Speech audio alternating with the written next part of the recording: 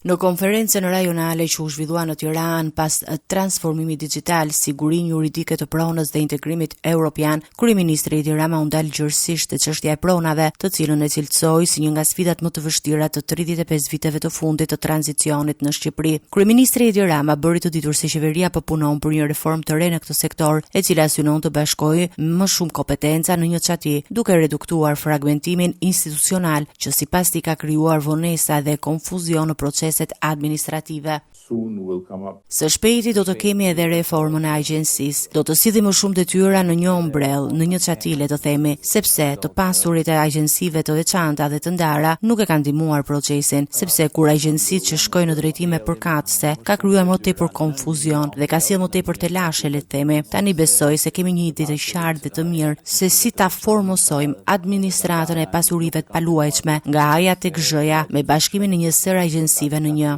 Rama shtoi se procesi i reformimit do të jetë edhe në konsultim me Bashkimin Evropian, të cilën e përshkroi si një faktor orientues në përmirësimin e administratës publike dhe standardeve të punës.